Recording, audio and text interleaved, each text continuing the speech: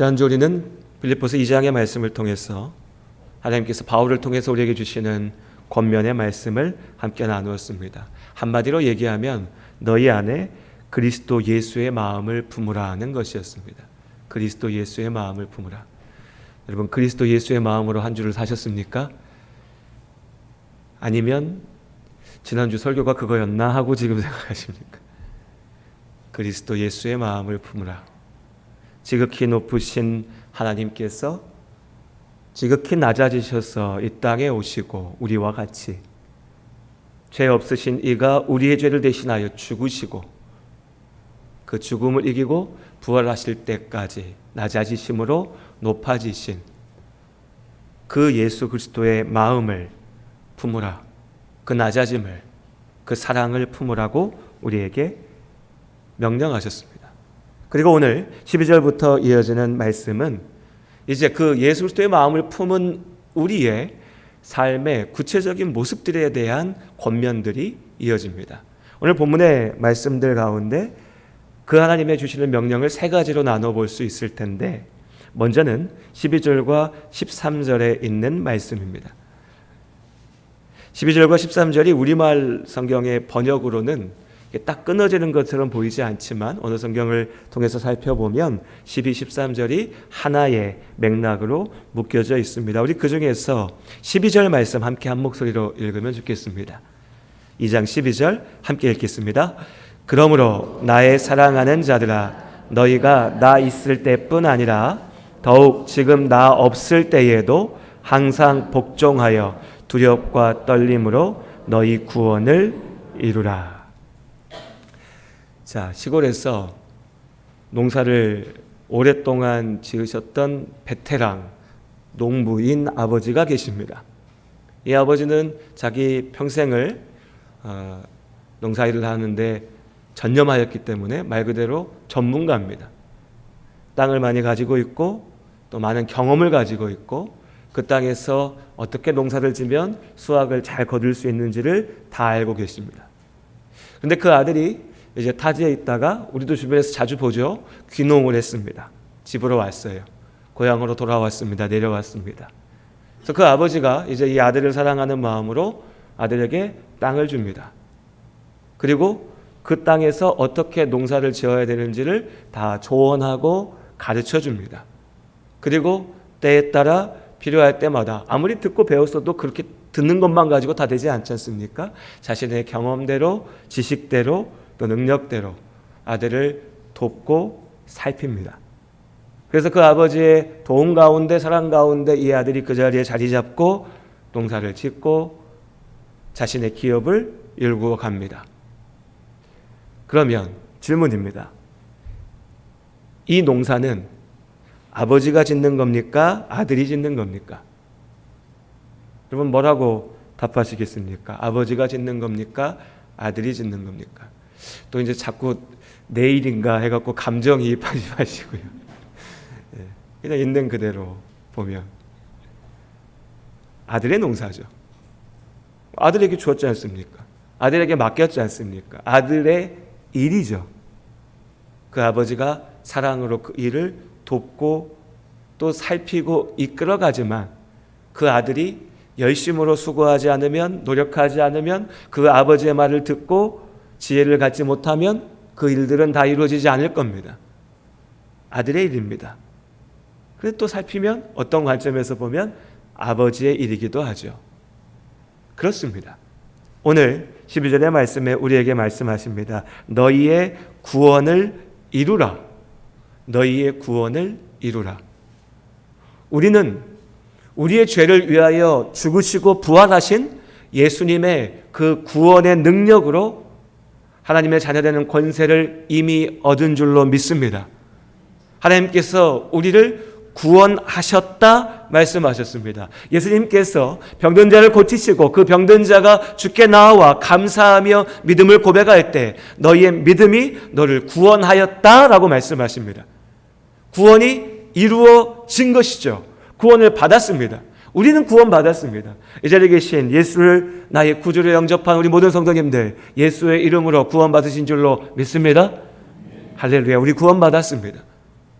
나 구원받았다고요. 하나님 나라가 나의 것이고 내가 하나님의 자녀가 되었다고요. 그런데 오늘 말씀 속에서 바울을 통해서 하나님께서 우리에게 다시 주시는 명령은 무엇이냐면 너희의 구원을 이루라는 겁니다.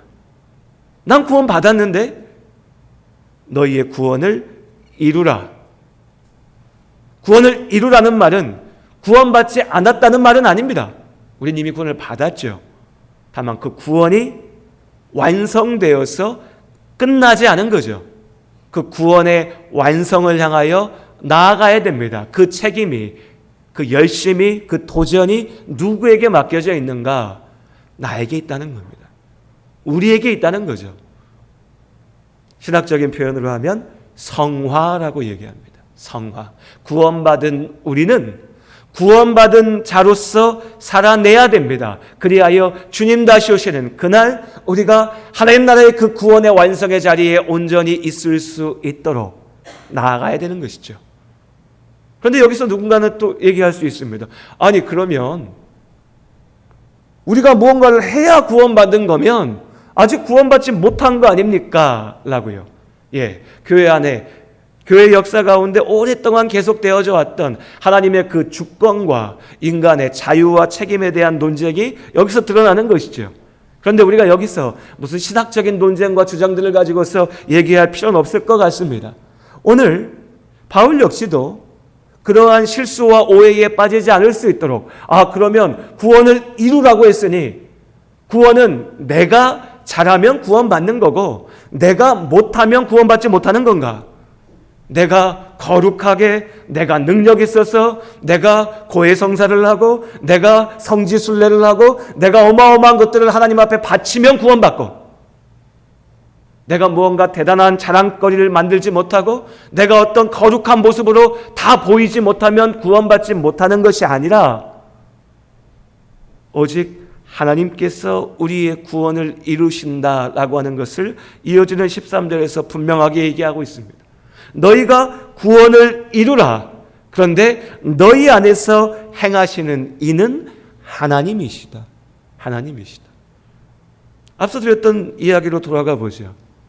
아버지의 사랑 가운데에 털을 잡고 애써 수고하며 나의 기업을 이뤄가는 아들 농부. 그 일은 아버지의 일입니까? 아들의 일입니까? 이건 보는 관점에 따라 다를 수 있습니다. 아들의 일입니다. 아들의 책임이죠. 그렇다고 아들에게만 덜그러니 던져진 일은 아닙니다. 내가 망치면 다 끝장나는구나. 아닙니다. 아버지가 와서 돌볼 겁니다. 아버지가 권면할 겁니다.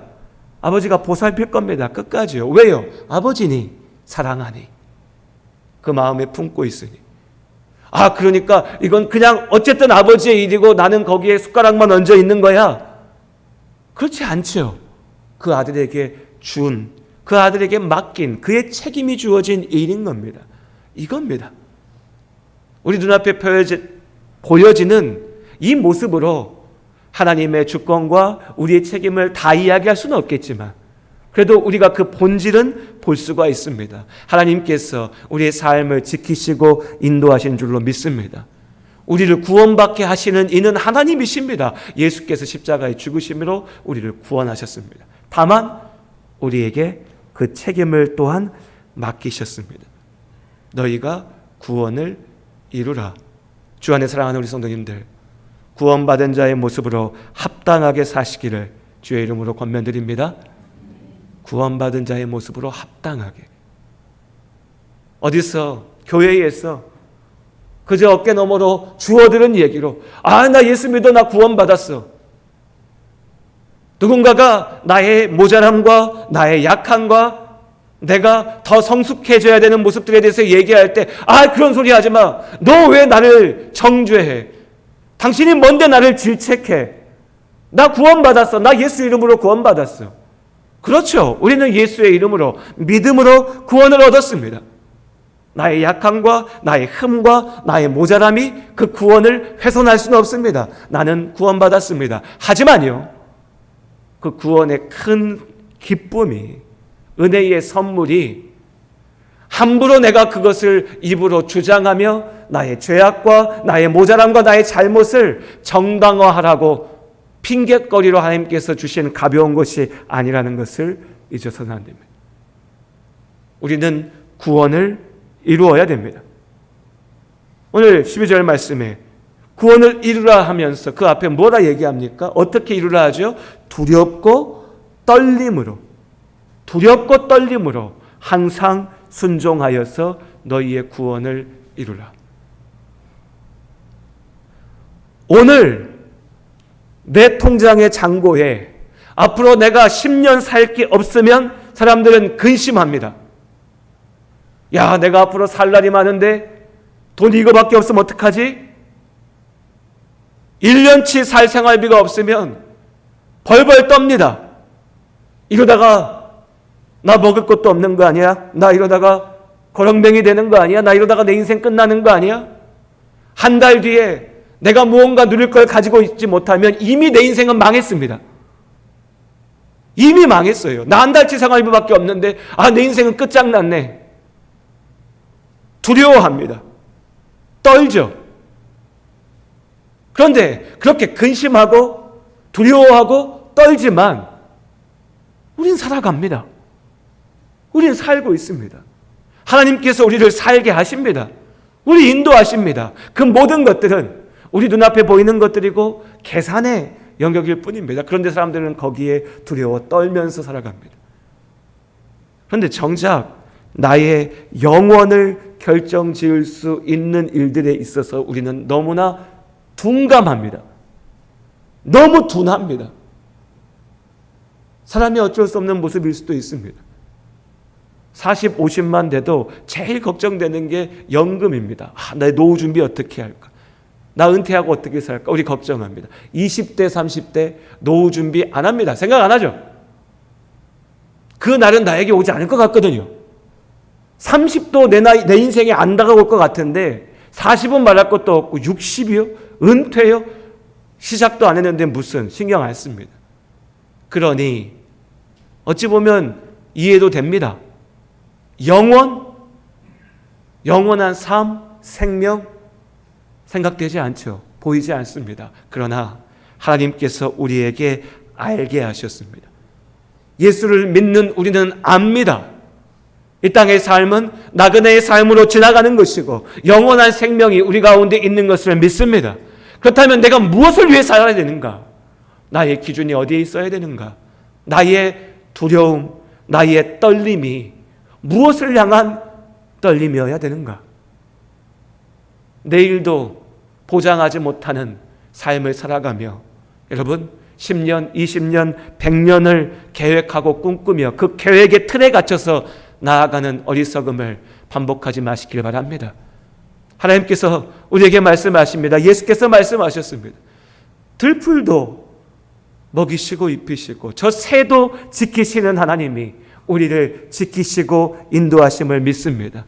우리가 구할 것은 무엇입니까? 하나님의 나라, 그 의를, 그 생명을 구하고 붙들고 나아갈 때 하나님께서 우리를 지키시고 살리시는 줄로 믿습니다. 그러니요, 우리의 떨림은 거룩한 떨림이어야 됩니다. 우리의 근심은 1년, 2년 뒤면 잊혀져 버릴, 아니요, 한 주만 지나도, 아니 오늘 밤에라도 그 문제 해결되면 기억도 못할 그것을 붙잡고 근심하고 걱정하고 눈물을 흘릴 것이 아니라 나의 영원한 생명이 하나님 앞에 있음을 기억하며 그 하나님 앞에 내가 지금 어떻게 서고 있는가, 그 거룩한 떨림으로 구원을 지켜 나아가는 우리가 될 수 있기를 원합니다. 오늘 이 명령을 기억하시기 바랍니다. 항상 복종하여 두렵고 떨림으로 너희의 구원을 이루라. 하나님께서 우리에게 주시는 말씀, 명령입니다. 그리고 이 구원을 이루라 라고 하는 말이 이어지는 두 번째의 또한 구체적인 권면으로 이어집니다. 14절의 말씀 우리 함께 읽겠습니다. 모든 일을 원망과 시비가 없이 하라. 모든 일을 원망과 시비가 없이 하라 라고 하면 역시 또 좀 딱 안 떨어져요. 왜냐하면 하라, 해라 라고 하는 말이 우리말에서는 지나가는 말처럼 느끼거든요. 그런데 그 표현이 앞에 13절에 이미 한번 등장했습니다. 행하다, 행하는 이, 행하게 하시니. 12절과 13절에 하나님께서 우리를 통하여 우리의 구원을 이루게 하시니. 자, 하나님께서 하게 하시니 우리가 구원을 이루어야 되는데 14절의 말씀에 이제 하라는 겁니다. 하나님께서 우리의 마음에 주신 대로, 하나님께서 우리를 이끄시는 대로 하나님의 은혜 안에 합당한 모습으로 우리가 행해야 된다는 거죠. 그런데 그 행함의 모습 가운데 특별히 오늘 빌립보서의 말씀에서는요, 원망과 시비가 없게 하라입니다. 그럼 무엇입니까? 오늘 빌립보서 2장에서 우리에게 말씀하시는 그 구원은요, 여러분 우리가 구원이라고 얘기하면 뭘 생각합니까? 내가 구원받아서 천국 가는 거, 내가 구원받아서 하나님 나라 가는 거, 이게 우리가 보통 생각하는 구원이죠. 우리의 구원은 아주 개인주의적입니다. 내가 구원받는 거고요. 그리고 우리의 구원은 조금 신학적으로 표현하면 종말론적입니다. 무슨 얘기냐? 주님 다시 오시는 그날 내가 하나님 나라 가는 거, 이게 구원이지, 이렇게 생각합니다. 예, 그것이 구원이죠. 내가 구원받는 것이고 내가 하나님 나라 가는 것이 구원입니다. 그런데요, 예수께서는, 하나님의 말씀은 또한 우리의 구원이 지금 일어나는 것이고 나 혼자에서 끝나는 것이 아니라 우리 안에서 이루어지는 것임을 분명하게 말씀하십니다. 오늘 14절의 말씀이 그러합니다. 모든 일을 원망과 시비가 없게 하라. 나 혼자의 구원이면 원망이 어디 있고 시비가 어디 있습니까? 그냥 내 구원인데. 원망하고 시비하는 것은 사람과 사람의 관계 속에서 나타나는 겁니다. 내가 저 사람을 보면서 불평하는 거고, 내가 저 사람을 보면서 원망하는 겁니다. 내가 저 모습이 보기 싫으니까 시비 거는 거죠. 그렇게 하지 말아라. 모든 일을 행할 때, 구원을 이루기 위하여서 행할 때 원망과 시비가 없이 하라. 여기서 우리는 우리의 구원이 나 혼자의 문제를 넘어서 우리의 문제임을 보게 됩니다. 하나님께서 나를 부르셨습니다. 영혼 가운데 나를 택하셨습니다. 예수의 이름으로 내가 구원받게 하셨습니다. 그런데 그렇게 나를 택하시고 나를 부르신 하나님께서 나로 교회 가운데, 믿음의 공동체 가운데 함께하게 하신 줄로 믿습니다. 하나님께서 우리로 함께하게 하셨습니다. 그저 나만 구원받는 것이면 교회가 왜 필요하겠습니까? 하나님께서 말씀하실 겁니다. 자, 하나님 말씀이 주어졌으니까 너 각자 자리에서 날마다 기도하고 날마다 성경 읽고 날마다 회개하고 하나님 일하면서 그렇게 살아라. 그럼 되지 뭐. 그렇게 말씀하지 않으셨습니다. 모이기에 힘쓰라 하셨습니다. 함께 모여 사랑하라 하셨습니다. 섬기라 하셨죠. 우리에게 주신 은사를 가지고서 나누라 하셨습니다. 하나님의 말씀은 교회 공동체를 향하고 있습니다. 우리가 함께합니다. 우리의 구원은 이 자리 가운데 있습니다. 이것이 우리를 부르신 하나님의 뜻입니다. 그런데 이 안에서 우리는 원망하고 시비합니다. 오늘 이 말씀은 출애굽할 때 이스라엘 백성들의 모습을 떠오르게 합니다. 이스라엘 사람들이 어떻게 했습니까? 이집트, 노예되었던 땅에서 나와왔습니다. 그들이 가야 될 목적지가 어디입니까? 가나안. 하나님께서 약속하신 구원의 땅, 구원의 자리입니다. 내가 살아야 될 자리죠. 누굴 위해서 갑니까? 그들을 위해서 갑니다. 그들을 살리기 위해서 갑니다. 하나님께서 그들을 부르셨습니다. 이스라엘을. 그 한 사람 한 사람을. 그런데 여러분, 우리 출애굽기와 민수기의 말씀을 읽어보면 어떻습니까? 가만히 말씀을 읽다 보면요, 좀 이상해요.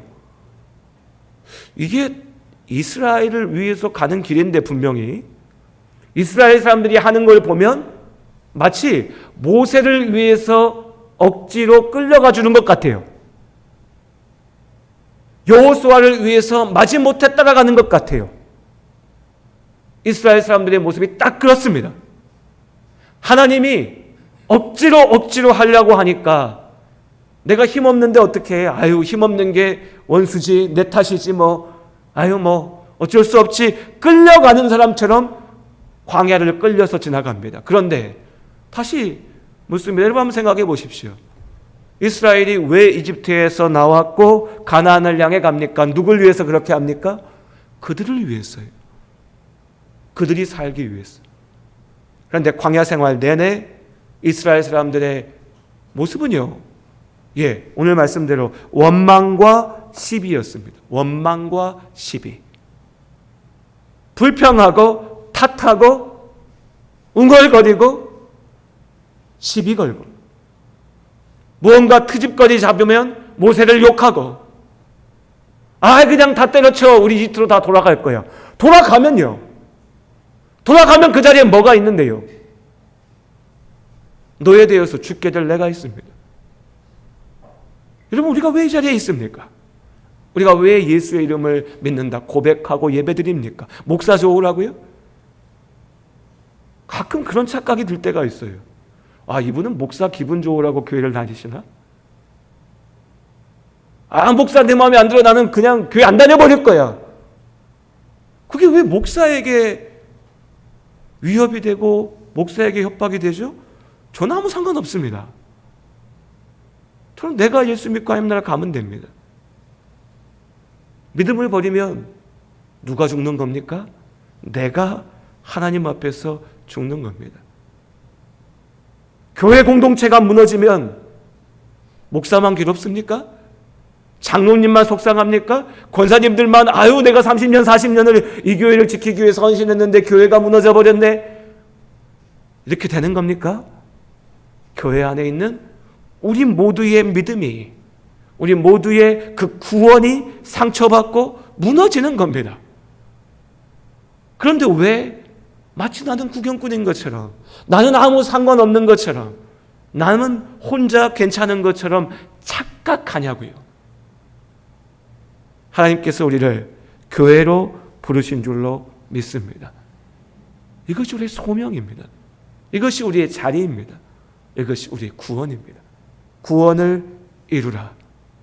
그 안에서 이 공동체를 지키기 위해서 원망과 시비가 없이 하라. 그냥 다투지 말고 싸우지 말아를 넘어서요, 왜 원망하고 왜 시비하는지 그 본질을 기억해 보라고요. 이게 나의 목숨이 달린 일이면요, 여러분, 저 사람 왜 저래? 저 문제 왜 저래? 이거 마음에 안 들어. 원망하고 불평할 시간이 없습니다. 내가 살아야 되는데, 내가 하나님 앞에 서야 되는데, 그 문제들을 빨리빨리 해결하고 주님 앞에 나아가야 되죠.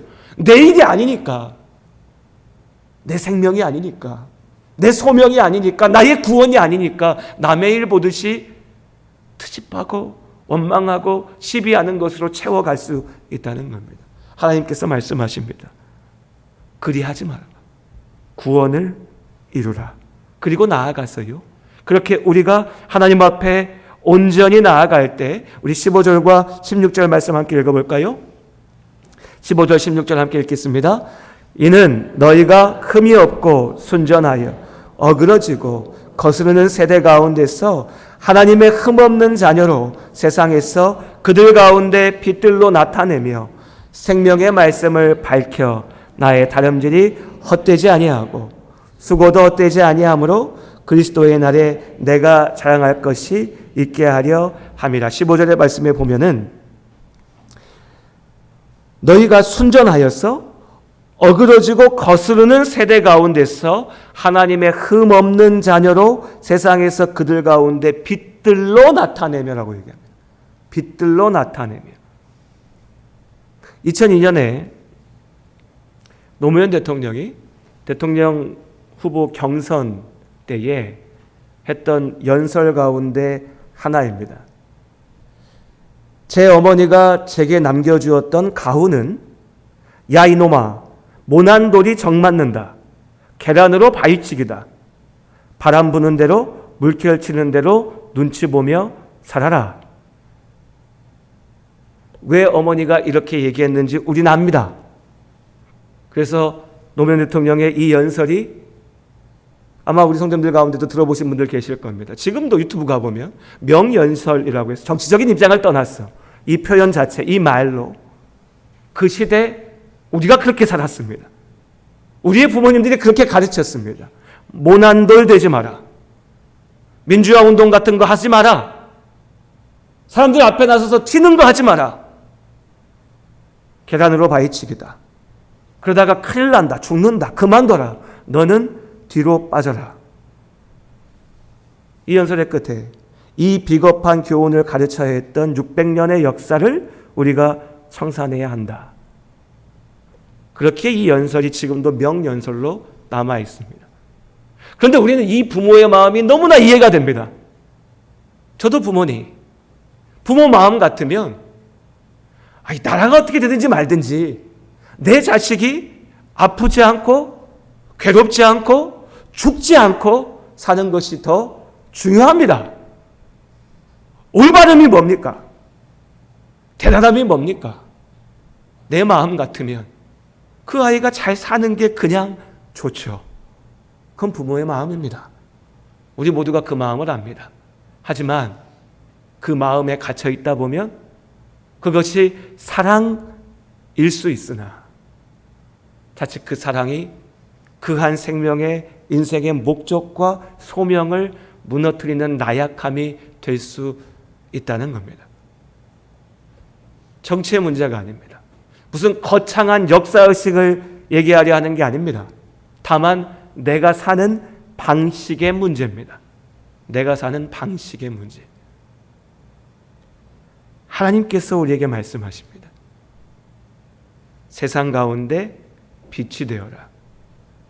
하나님 앞에, 말씀 앞에 어그러지고 거스르는 그 세대 가운데 하나님의 흠 없는 자녀로 살아야 된다. 우리 아버지께서 그렇게 말씀하십니다. 그럼 이 말이 뭡니까? 세상 앞에서 우리가 모난 돌이 된다는 겁니다. 예수 믿기 때문에 세상 사람들이 듣기에 거스르는 말을 할 수밖에 없게 된다는 겁니다. 그렇지 않습니까? 다들 우리 일요일날 놀러 가야 돼. 주일인데 일요일인데 휴일인데 놀아야지라고 하는데 거기서 나 교회 가야 돼. 경험해 보신 분들 많이 계실 겁니다. 나 교회 가야 되는데 집안 행사인데 이렇게 얘기하면 싸늘한 시선이 돌아오죠. 저건 뭐하러 교회 가가지고 이렇게 피곤하게. 얼마나 거룩하다고. 식구들이 더 괴롭게 해요. 그렇죠? 식구들이 더 비아냥거립니다. 네 사는 거 내가 뻔히 다 아는데 너 얼마나 거룩한 척하려고 그러냐.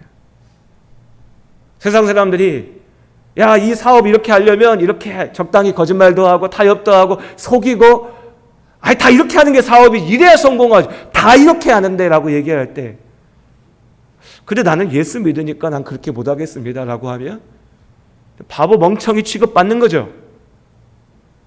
저 인간은 돈 벌기는 틀렸네. 저런 인간들 저 인간 우리 옆에 있으면 우리까지도 다 망할 수 있으니까 저거 쫓아내 라고 되는 거죠. 정 맞는 망치질 당하는 모난 돌이 되는 겁니다. 예수 믿기에. 그런데 여러분, 우리의 아버지는 우리에게 도망쳐라. 너는 못한다. 그러다가 너가 죽으면 큰일 나는 거니까 그렇게 하면 안 된다라고 말씀하지 않으십니다. 우리의 아버지는 너희가 그 세대 가운데 하나님의 흠없는 자녀로 살아내야 한다라고 말씀하십니다. 우리를 사랑하지 않으셨기 때문에 그렇습니까? 아니요.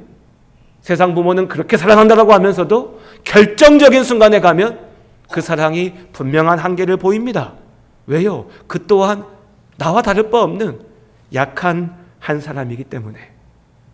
사랑이 모자라서가 아니라 완전히 사랑할 수 없는 있는 능력이 없기 때문에. 우리 하나님께서 독생자 예수를 우리에게 주시고 죽기까지 우리를 사랑하신 줄로 믿습니다. 그 사랑 가운데 우리에게 말씀하십니다. 모난돌이 되어라. 예수의 이름으로. 또 이 설교 듣고 가셔갖고 목사님 나는 모난돌이어서 사방에서 나를 뭐라고 해도 나는 상관 안 하고 내 마음대로 합니다. 이러시면 안 됩니다. 내 주장대로만 그냥 가서 들이받을 거면 그 얘기 아닙니다. 흠없는 하나님의 자녀로 세상의 빛으로 내가 만들어낸 가시면요, 내가 만들어낸 가시면 하나님께서 꺾으십니다. 꺾으실 때 괴롭지만 덤비지 마시고 꺾이시기를 바랍니다. 내 죄가 만들어낸 모난 각이면 하나님께서 연단 가운데 치십니다. 그러니 괴롭고 아프죠. 그래서 예수 믿는 게 힘듭니다. 속상합니다. 괴롭습니다. 그때 고개 쳐들고 하나님 왜 그러냐고 들이박지 마시고요, 무릎 꿇고 기도하면서 맞으십시오. 둥그러져야 됩니다. 하나님 앞에. 하나님께서 나를 그렇게 만드시니. 다만 그 모습이 세상으로 나아가면요, 하나님 앞에는 너무나 둥그렇고 부드럽고 아름다운 모습인데 세상은 아름다우면 아름다울수록, 온전하면 온전할수록 욕합니다. 무시합니다. 조롱합니다. 못났다고 얘기합니다. 그 정 앞에 나아가라는 겁니다. 나의 모습 그대로, 하나님의 세우신 모습대로, 그것이 우리를 사랑하시는 하나님의 명령. 악한 세상 가운데 흠없는 자녀로 빛이 되어라. 그리고 마지막 권면 17절과 18절 우리 함께 읽겠습니다. 만일 너희 믿음의 재물과 섬김 위에 내가 나를 전제로 드릴지라도 나는 기뻐하고 너희 무리와 함께 기뻐하리니 이와 같이 너희도 기뻐하고 나와 함께 기뻐하라. 바울이 얘기합니다. 나와 함께 기뻐하자. 주 안에 사랑하는 우리 성도님들, 우리가 함께 기뻐할 수 있었으면 좋겠습니다. 기뻐하면 좋겠습니다. 기뻐한다라고 하는 말은 나쁠 게 없죠. 뭐 어려울 것도 없습니다. 기쁘면 좋은 거죠. 그런데 왜, 어떻게 기쁜지, 기뻐하는지가 중요합니다. 무언가에 중독된 사람은 나를 중독시킨 그것을 손에 넣었을 때 기쁩니다. 마약이 됐든 어떤 사람이 됐든 어떤 물건이 됐든 그걸 얻으면 기뻐요. 근데 그 기쁨은 그를 죽이는 기쁨이죠. 자기가 자기를 죽이는 죄악의 잘못된 기쁨 가운데 취할 때 사람은 죽습니다. 남의 것을 빼앗고 짓밟아서 내 손에 쥐면서 어쨌든 내가 이거 갖고 있으라고 기뻐하는 그 죄악의 기쁨 가운데 빠지면 안 된다는 겁니다. 하나님께서 그것을 반드시 심판하십니다. 오늘 바울은 기뻐합니다. 그런데 바울은 왜 기뻐했는가? 바울은 고생스러운 삶을 살았습니다. 우리가 알고 있는 것처럼. 왜요? 하나님 나라를 위하여서, 주의 복음을 전하기 위해서 바울은 고생스러운 삶을 살았습니다. 특별히 빌립보 교회 성도들과의 관계 속에서 바울은 손해보는 삶, 손해보는 관계 가운데 있었습니다. 그곳에 복음을 전하기 위하여서 바울은 헌신했습니다. 그 교회를 놓고 기도했습니다. 간구했습니다. 근심했습니다. 염려했습니다. 권면했습니다. 사랑으로 품고자 했죠. 그런데 돌아온 것은요, 모욕하는 것이었고 조롱하는 것이었고 비난하는 것이었습니다. 우리 알아서 할게, 네가 뭔데 우리한테 상관이야 였습니다.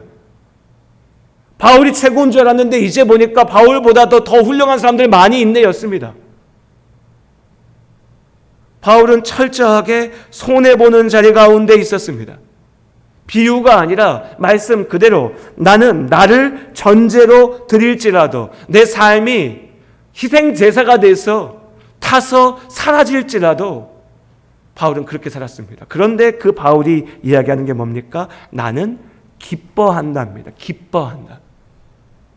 나는 이런 내 삶을 참으로 기뻐한다. 즐거워한다. 왜요? 바울의 기쁨의 이유는 내가 하나님의 일에 참여하는 것에 있었으니까요. 내가 기뻐하는 이유는 나를 통하여서 하나님의 일이 이루어지는 것을 보는 것이었으니까. 한 영혼이 나를 통하여 살아나는 것을 보는 것이었고, 교회가 교회답게 세워지는 것을 보는 것이었으니, 그것이 바울의 기쁨이었으니까요. 그리고 우리에게 얘기하는 겁니다. 내가 기뻐하는 이 기쁨을 여러분도 함께 누릴 수 있었으면 좋겠습니다라고요.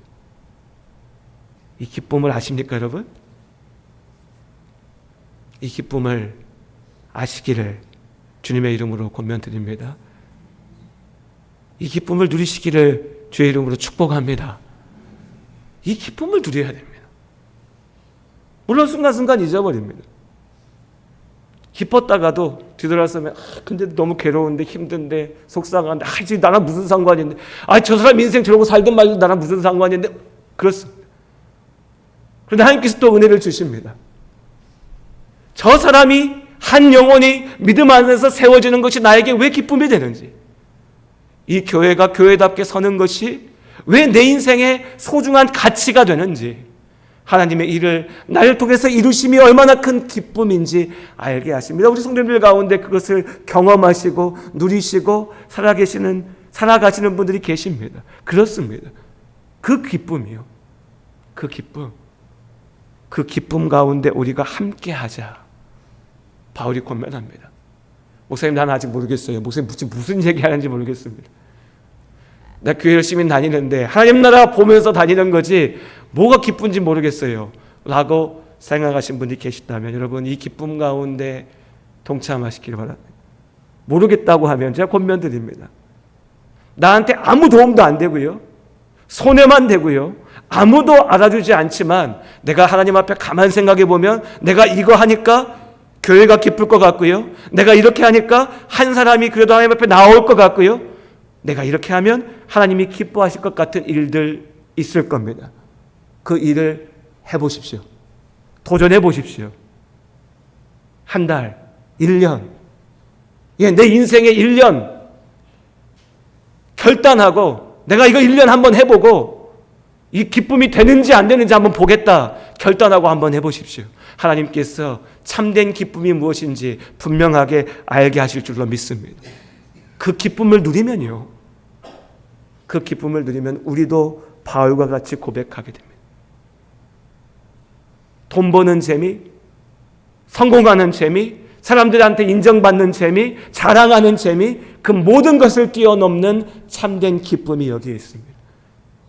내가 하나님의 일에 참여하는 기쁨, 나의 삶이 하나님 앞에 드려지는 그 참된 기쁨. 이와 같이 너희도 기뻐하고 나와 함께 기뻐하라. 이 기쁨 가운데 참여하시기를 다시 한번 주의 이름으로 축복합니다. 우리가 그 안에 살아야 됩니다. 이것이 예수 그리스도의 마음을 품은 우리가 걸어가야 될 길입니다. 오직 하나님 앞에 온전함으로 공동체를 섬기면서 구원을 이루는, 그리하여 하나님 안에서 기뻐하는 삶, 그 참된 기쁨을 누리는 한 주의 삶을 살아가시기를 예수의 이름으로 축복합니다. 기도하겠습니다. 하나님,